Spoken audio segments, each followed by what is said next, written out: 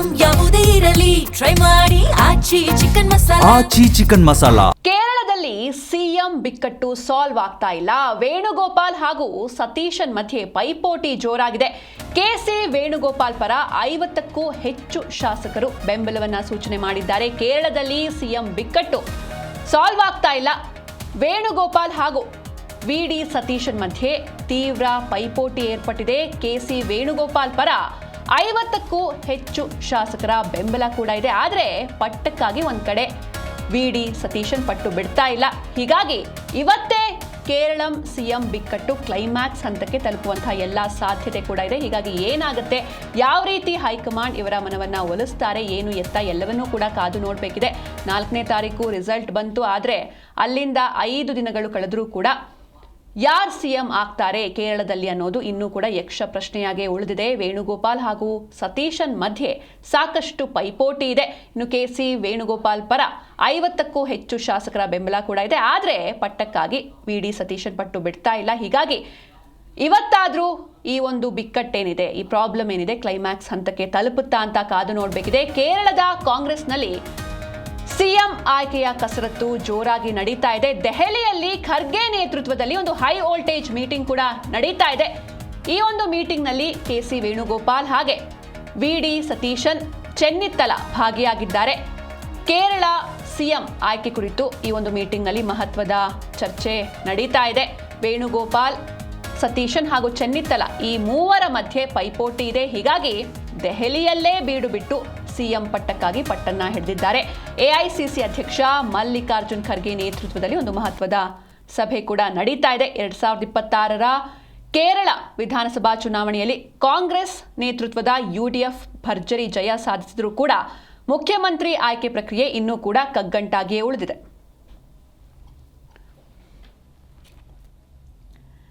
ಈ ಬಗ್ಗೆ ಹೆಚ್ಚಿನ ಮಾಹಿತಿಯನ್ನು ನೀಡ್ತಾರೆ ನಮ್ಮ ಪ್ರತಿನಿಧಿ ಅನಂತ್ ರಾಮಯ್ಯ. ಅನಂತೇನು ಕೇರಳದಲ್ಲಿ ಸಿಎಂ ಬಿಕ್ಕಟ್ಟು ಇವತ್ತಾದ್ರೂ ಸಾಲ್ವ್ ಆಗುತ್ತಾ, ಹೇಗೆ? ಸಿಂಚನ, ಏನು ಕೇರಳದಲ್ಲಿ ಕಳೆದ 10 ವರ್ಷಗಳ ನಂತರದಲ್ಲಿ ಏನು ಕಾಂಗ್ರೆಸ್ ನೇತೃತ್ವದ ಯುಡಿಎಫ್ ಬಹುಮತದೊಂದಿಗೆ ಗೆದ್ದಿದ್ರು ಕೂಡ ಮುಖ್ಯಮಂತ್ರಿ ಆಯ್ಕೆ ಕಗ್ಗಂಟಾಗಿ ಉಳಿದಿರುವಂತದ್ದು. ಹೀಗಾಗಿ ಮುಖ್ಯಮಂತ್ರಿ ಆಯ್ಕೆಯ ಒಂದು ವಿಚಾರವನ್ನ ಇಲ್ಲ ಅಲ್ಲಿನ ಅಭಿಪ್ರಾಯವನ್ನ ಸಂಗ್ರಹ ಮಾಡ್ಲಿಕ್ಕೆ ಕಾಂಗ್ರೆಸ್ ಯಾವುದೇ ಒಂದು ಅಂದ್ರೆ ಸಡನ್ ಆಗಿ ನಿರ್ಧಾರವನ್ನ ತಗೊಂಡಲೆ ಎಐಸಿಸಿ ವೀಕ್ಷಕರಾದಂತಹ ಮುಕುಲ್ ವಾಸ್ನಿಕ್ ಮತ್ತು ಅಜಯ್ ಮಕಾನ್ ಅವರ ನೇತೃತ್ವದಲ್ಲಿ ಒಂದು ಸಭೆಯನ್ನು ಕೂಡ ಮಾಡಿದ್ರು. ಸಭೆಯಲ್ಲಿ ಶಾಸಕರ ಒಂದು ಅಭಿಪ್ರಾಯ ಸಂಗ್ರಹ ಮಾಡುವಂತಹ ಕೆಲಸವನ್ನ ಎಐಸಿಸಿ ವೀಕ್ಷಕರಾದಂತಹ ಮುಕುಲ್ ಮತ್ತೆ ಅಜಯ್ ಮಕಾನ್ ಅವರು ಕೂಡ ಮಾಡಿರುವಂತದ್ದು. ಅದರಲ್ಲಿ ಬಹುತೇಕ ಶಾಸಕರು ಏನು ಕೆಸಿ ವೇಣುಗೋಪಾಲ್ ಪರವಾಗಿ ಒಂದು ಅಭಿಪ್ರಾಯವನ್ನ ವ್ಯಕ್ತಪಡಿಸಿದ್ದಾರೆ. ಅಂದ್ರೆ ಕೆಸಿ ವೇಣುಗೋಪಾಲ್ ಅವರು ಇಲ್ಲಿ ಏನು ಅಂದ್ರೆ ಸ್ಥಳೀಯ ಮಟ್ಟದಲ್ಲಿ ಯಾವ ರೀತಿಯಾದಂತಹ ಹೊಂದಾಣಿಕೆ ವಿಚಾರ ಆಗಿರ್ಬೋದು, ಮತ್ತೆ ಒಂದು ಪಕ್ಷವನ್ನ ಅಂದ್ರೆ ಬಹುಮತದಲ್ಲಿ ಬರ್ಲಿಕ್ಕೆ ಸಾಕಷ್ಟು ಪ್ರಯತ್ನವನ್ನ ಮಾಡಿದ್ದಾರೆ ಅನ್ನೋದು ಒಂದು ಅಂದ್ರೆ ಅವರೇ ಮುಖ್ಯಮಂತ್ರಿ ಆಗ್ಲಿ ಅನ್ನೋದು ಕೆಲವು ಶಾಸಕರ ಅಭಿಪ್ರಾಯ. ಅದರಲ್ಲಿ ಬಹುತೇಕ ಶಾಸಕರು ವೇಣುಗೋಪಾಲ್ ಪರವಾಗಿ ಅಭಿಪ್ರಾಯವನ್ನು ವ್ಯಕ್ತಪಡಿಸಿದ್ದಾರೆ ಎಐಸಿಸಿ ವೀಕ್ಷಕರ ಮುಂದೆ. ಮತ್ತೆ ಇನ್ನೂ ಒಂದಷ್ಟು ಜನ ಶಾಸಕರು ವಿಡಿ ಸತೀಶನ್ ಅವರು ಮುಖ್ಯಮಂತ್ರಿ ಆಗ್ಲಿ ಅಂತ. ಕಾರಣ ಏನಪ್ಪಾ ಅಂದ್ರೆ ಈಗಾಗ್ಲೇ ಅವರು ಪ್ರತಿಪಕ್ಷದ ಸ್ಥಾನದಲ್ಲಿ ಇದ್ದಂತವ್ರು, ಮತ್ತೆ ಪ್ರತಿಪಕ್ಷ ಸ್ಥಾನದಲ್ಲಿದ್ದು ಪಕ್ಷವನ್ನ ಸಂಘಟಿಸಿದ್ದಾರೆ. ಹಾಗಾಗಿ ಸತೀಶನ್ ಅವ್ರನ್ನ ಮಾಡ್ಬೇಕು ಅನ್ನೋದು ಕೆಲವೊಂದಷ್ಟು ಜನ ಅಭಿಪ್ರಾಯ. ಬಟ್ ರಮೇಶ್ ಚೆನ್ನಿತ್ತಲ ಅವರ ಪರವಾಗಿ ಕೆಲವೇ ಜನ ತಮ್ಮ ಅಭಿಪ್ರಾಯವನ್ನ ವ್ಯಕ್ತಪಡಿಸಿದ್ದಾರೆ ಅಂತ ಹೇಳಲಾಗ್ತಿದೆ. ಅಂದ್ರೆ ಎಐಸಿಸಿ ವೀಕ್ಷಕರ ಮುಂದೆ ಅಭಿಪ್ರಾಯವನ್ನ ಈ ಶಾಸಕರು ವ್ಯಕ್ತಪಡಿಸಿರುವಂತದ್ದು. ಈಗಾಗ್ಲೇ ಅವರಿಗೆ ಪಕ್ಷದಲ್ಲಿ ಹಿರಿಯರಾಗಿರುವಂತದ್ದು, ಮತ್ತೆ 69 ವರ್ಷ ಈಗಾಗಲೇ ವಯಸ್ಸಾಗಿರುವಂತದ್ದು ಚೆನ್ನಿತ್ತಲಾಗೆ. ಬಹುಶಃ ಚೆನ್ನಿತ್ತಲ ಅವರು ಆಗೋದು ಬಹುತೇಕ ಡೌಟ್. ಬಟ್ ಇವಾಗ ಕಾಂಪಿಟೇಷನ್ ಇರುವಂತದ್ದು ಕೆಸಿ ವೇಣುಗೋಪಾಲ್ ಮತ್ತೆ ಸತೀಶನ್ ಅವರ ನಡುವೆ. ಹೀಗೆ ಸತೀಶನ್ ಅವರು ಈಗಾಗ್ಲೇ ಏನು ವೇಣುಗೋಪಾಲ್ ಈಗಾಗ್ಲೇ ಏನು ಲೋಕಸಭಾ ಸದಸ್ಯರು ಆಗಿರೋದ್ರಿಂದಾಗಿ ಜೊತೆಗೆ ಏನು ರಾಹುಲ್ ಗಾಂಧಿ ಅವರ ಜೊತೆನಲ್ಲಿ ಒಡನಾಡಿ ಆಗಿರೋದ್ರಿಂದ ರಾಹುಲ್ ಗಾಂಧಿ ಅವರ ರೈಟ್ ಹ್ಯಾಂಡ್ ಅಂತಲೇ ಗುರುತಿಸಿಕೊಂಡಿರೋದ್ರಿಂದಾಗಿ ಕೆಸಿ ವೇಣುಗೋಪಾಲ್ ಅವರು ಬಹುಶಃ ಆಗಬಹುದಾ, ಅಥವಾ ಕೆಸಿ ವೇಣುಗೋಪಾಲ್ ಅವರ ಪರವಾಗಿ ಹೈಕಮಾಂಡ್ ಕೂಡ ಇರೋದ್ರಿಂದಾಗಿ ಅವರು ಬಹುತೇಕ ಆಗ್ಬೋದು ಅನ್ನೋ ಒಂದು ನಿಟ್ಟಿನಲ್ಲಿ ಚರ್ಚೆಗಳು ಆಗ್ತಾ ಇದಾವೆ.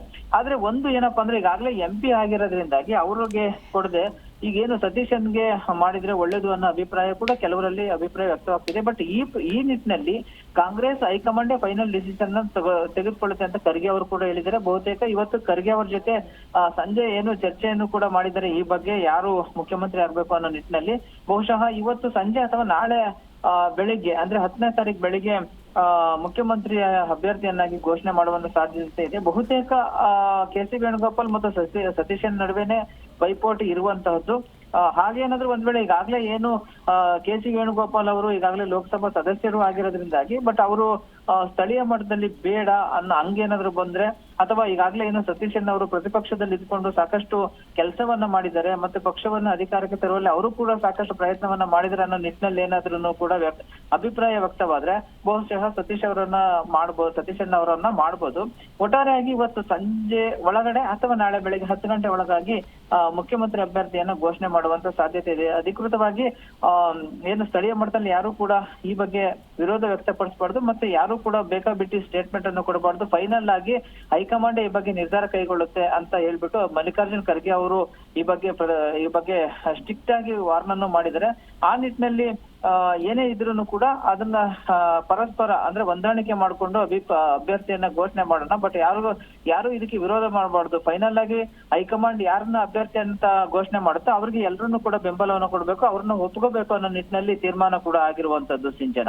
ಓಕೆ, ಥ್ಯಾಂಕ್ ಯು ಅನಂತರಾಮಯ್ಯ ನಿಮ್ಮೆಲ್ಲ ಡೀಟೇಲ್ಸ್ಗಾಗಿ.